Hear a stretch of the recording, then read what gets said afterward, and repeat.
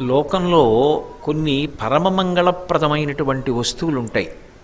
అలా చాలా చాలా మంగళప్రదమైనటువంటి వస్తువుల జాబితాలో అగ్రగణ్యమైనటువంటి వాటిలో ఒకటి కుండలములు.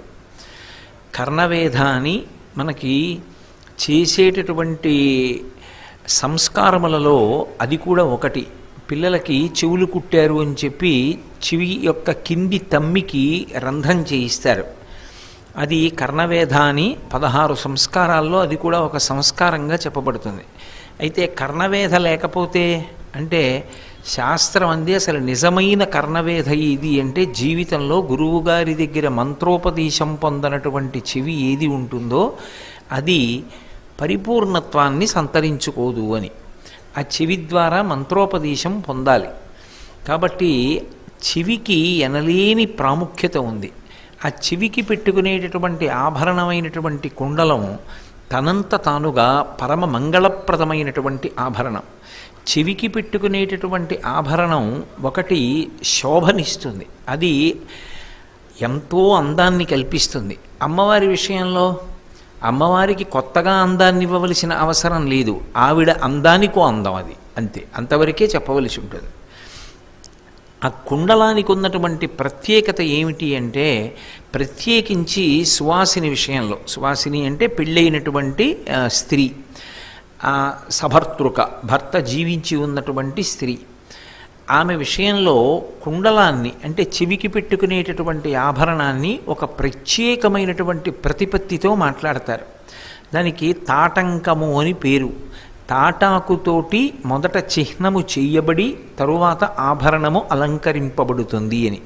చెవి కమ్మలు కమ్మలు అంటూ ఉంటారు. చెవి కమ్మలు కాదది, చెవి కమలము అని ఒకప్పుడు దాన్ని పుష్యరాగమణులతో చేయించుకుంటూ ఉండేవారు. అది ఆచారం పూర్వం. పుష్యరాగమణులతో మధ్యలో ఒక రంగు రాయి వేసి దాని చుట్టూ 6 రాళ్ళు భిన్నమైనటువంటి రాళ్ళు వేస్తారు. ఓ తెలుపు రంగు కలిగినవో ఏవో వేసి 6 రాళ్ళు కూర్చినటువంటి పద్మాన్ని, కమలాన్ని ధరిస్తారు. అలా ధరిస్తారు కాబట్టి కమల రూపంలో చెవిని ఆశ్రయించినటువంటి ఆభరణం కనుక చెవి కమలము అని పేరు. అదే తరువాతి కాలంలో భ్రంశమై చెవి కమ్మలు అన్న పేరు వచ్చింది. ఈ ఆభరణానికి ఒక ప్రశస్తి ఉంది. మంగళసూత్రం ఎంత గొప్పదో తత్తుల్యమైనటువంటి ఆభరణం కుండలాలు. అందుకే వివాహం అయిపోయినటువంటి స్త్రీ యొక్క కుండలం జారలేదు అంటే భర్త ఎక్కడో జీవించే ఉన్నాడు అని లెక్క కడతారు. ఒక్కొక్కసారి ఆయన ఏ స్థితిలో ఉన్నాడు అన్న విషయంలో ఏదైనా సందిగ్ధత కలిగిందనుకోండి, పరమ పవిత్రంగా చెవి యొక్క కమలములను అంటే ఆ కుండలములను పరమ భక్తితో ధరించి ఉండేటటువంటి స్త్రీల విషయంలో ఒక సాక్ష్యాన్ని నమోదు చేస్తారు. ఆ చెవి కుండలం జారకపోతే, ఆ కుండలం భ్రంశం కాకపోతే భర్త ఎక్కడో జీవించి ఉన్నాడు అని గుర్తు.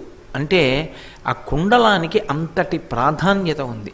మంగళసూత్రం కట్టేటప్పుడు ఎలా అయితే మమ జీవనహీతున అని నేనున్నాననడానికి ఇది గుర్తు అని కడతాడో, అలా సమంత్రకంగా పెట్టకపోయినప్పటికీ కూడా సువాసిని చెవులకు ఉండేటటువంటి ఆ కమలములకు అంత విశేషమైనటువంటి ప్రాధాన్యత. అందుకే ఆ కమలములను ఎప్పుడైనా ఒకవేళ తీయవలసి వస్తే చెవి నుంచి, అవి కూడా ఏదో మట్టి పడతాయి, భర్తగారి సముఖంలో చెయ్యరు దాన్ని. భర్తగారు చూస్తుండగా ఎట్టి పరిస్థితుల్లో చెవికున్న ఆభరణాన్ని తీయరు. అది మరుగున ఆయనకి పరాకు చెప్పి ఇటు రాకూడదు అని చెప్పి అప్పుడు చెవికమ్మని తీస్తారు. ఏ కారణం చేతనైనా దాన్ని తీయడం జరిగితే మళ్ళీ చెవి యొక్క కమలాన్ని ధరించే లోపల, కుండలం ధరించే లోపల ప్రత్యామ్నాయంగా కనీసంలో కనీసం తాటాకు ముక్క చెవిలో పెట్టుకుంటారు తప్ప ఆ చెవి యొక్క కింది భాగం ఆభరణ రహితమై ఉండరాదు. అది అంత పరమ పవిత్రమైనటువంటి ఆభరణంగా మనకి శాస్త్రాలు నిర్ధారణ చేసేయి. పెట్టుకున్నారా పెట్టుకోలేదా అన్నదాన్ని నేను ఎక్కడా విచారణ చెయ్యను, నాకు దాంతో సంబంధం లేదు. నేను ఎంతవరకు మాట్లాడతానంటే శాస్త్రం ఏం మాట్లాడింది అన్నదాని గురించి నేను మాట్లాడుతూ ఉంటానంతే. కాబట్టి ఆ కమలములకు విశేష ప్రాధాన్యత. ఇది మామూలుగా ఒక సువాసిని విషయంలో అంత ప్రఖ్యాతి వహిస్తే లోకంలో సువాసినీత్వాన్ని నిలబెట్టడానికి యోగ్యమైనటువంటి సర్వమంగళాతత్వమైనటువంటి అమ్మవారి చెవులకు ధరించేటటువంటి కుండలములు ఎంత పవిత్రములై ఉంటాయి, అవి ఎంత శోభస్కరములై, ఎంత మంగళప్రదములై, ఎంత శక్తివంతములై ఉంటాయి. అందుకే ప్రదోష వేళలో ఒక్కసారి ఆ కుండలాల్ని తలుచుకుంటే చాలు. ఒక్కసారి అమ్మవారి చెవులకు పెట్టబడినటువంటి ఆ కమలములను స్మరణ చేసి, ఆ కుండలములను స్మరణ చేసి ఒక్క నమస్కారం చేస్తే అందరూ భద్రంగా ఉంటారు. అంత శక్తి కలిగినవి. కాబట్టి ఆ కుండలముల యొక్క స్మరణమే అంత గొప్పది, అంత మంగళప్రదమైనటువంటి వస్తువుగా చెప్తారు. ఇది ఏదో కేవలముగా చెప్పడం కాదు. ఏ శంకర భగవత్పాదులు ఈ శ్లోకాల్ని రచన చేసి మనకి అందించారో ఆ శంకర భగవత్పాదులే ఒక పరమాద్భుతాన్ని ఈ భూమండలం మీదనే ఆవిష్కరించారు. మనకి జంబుకేశ్వరం అని ఒక క్షేత్రం, అది అప్పు క్షేత్రం. అప్పు క్షేత్రము అంటే జల సంబంధమైనటువంటి క్షేత్రం. అక్కడ ఉండేటటువంటి శివలింగం దగ్గర ఎప్పుడు నీరు ఊరుతుంటుంది, కానీ ఆ నీటిని తీర్థంగా ఇవ్వడం కానీ శిరస్సును ప్రోక్షించడం కానీ చెయ్యరు. ఎప్పుడూ నీరు ఊరుతుంది. ఏదో మరీ మండిపోతున్న వేసంకాలంలో అయితే కొద్ది విరామం ఉంటుందేమో, కానీ అసలు మిగిలిన సమయాల్లో అయితే ఏదో పెద్ద జల ఊరినట్టుగా నీరు వచ్చేస్తూ ఉంటుంది. అందుకే దాన్ని అప్పు క్షేత్రం అంటారు.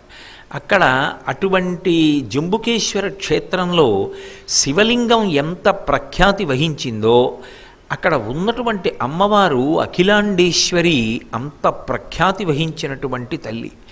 జగన్మాత స్వరూపంగా అక్కడ నిలబడింది అని. మీరు ఎక్కడైనా దేవాలయంలో పరమాద్భుతమైనటువంటి రీతిలో ఇచ్ఛాశక్తి, జ్ఞానశక్తి, క్రియాశక్తుల యొక్క రూపములను చూడాలి అంటే సాధారణంగా ఇచ్ఛాశక్తి, జ్ఞానశక్తి, క్రియాశక్తులు అని చెప్తాం. ఇచ్ఛాశక్తి అంటే ఓ సంకల్పం మనసులో, ఇచ్ఛాశక్తి, క్రియాశక్తి అంటే దాన్ని చెయ్యడం, జ్ఞానశక్తి అంటే ఎలా చెయ్యాలి అనేటటువంటి వ్యూహాన్ని మనసులో ఏర్పాటు చేయడం. ఈ మూడు ఒక రూపాన్ని పొంది అమ్మవారి దేవాలయం యొక్క గోడల మీద ఉన్నది చూడాలి అంటే ఒక్క జంబుకేశ్వరంలో ఉన్నటువంటి అఖిలాండేశ్వరి అమ్మవారి దేవాలయం గోడల మీదనే కనపడుతుంది. మీరు జంబుకేశ్వర క్షేత్రంలో ప్రదోష వేళలో ఎప్పుడైనా దర్శనానికి వెడితే సాధారణంగా దేవాలయం పరమ ప్రశాంతంగా ఉంటుంది. అమ్మవారి దేవాలయం మొదటి గడప దగ్గర కొంతసేపు కూర్చుని అమ్మవారి మూర్తిని చాలా దగ్గర నుంచి ఆపాదమస్తకం చూడడానికి అవకాశం ఉంటుంది. అదొక రకమైనటువంటి విచిత్రమైనటువంటి గాంభీర్యం సంతరించుకుని ఉంటుంది దేవాలయం ఆ సమయంలో. ఎంత అద్భుతంగా ఉంటుందంటే అది మీరు అనుభవించాలి. అది నేను నోటితో చెప్పేది కాదు.